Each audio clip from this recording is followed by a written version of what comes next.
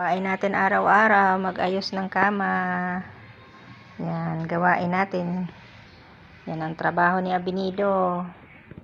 Dahil wala akong kasama, ang trabaho ng iba, ako ang gumagawa. Dapat ako ay tagaluto lang.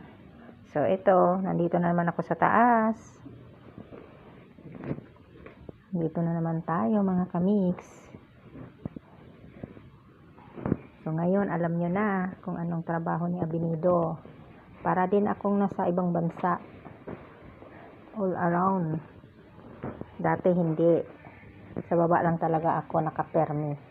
Tapos magluto. Daan na. Sitting pretty na. Napupuntahan ko na kayo. Eh ngayon, all around purpose ako. Yan na ang ating routine natin sa umaga, tapos maligo, kumain, dito na ako sa taas.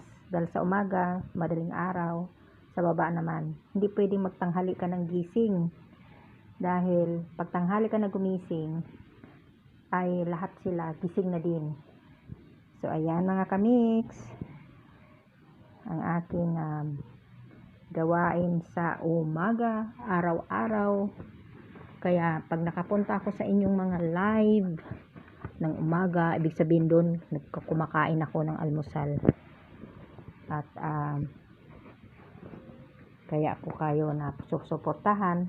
At sa gabi naman, yung mga nagla-live na hindi ko napupuntahan at mga video nila naayudahan ko.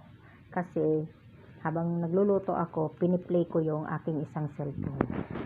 So ayan lang po sinasabi ko. So, thank you for watching sa inyong lahat. Sa mga hindi pa nakaalam kung anong ginagawa ko araw-araw. Bye-bye. Mama.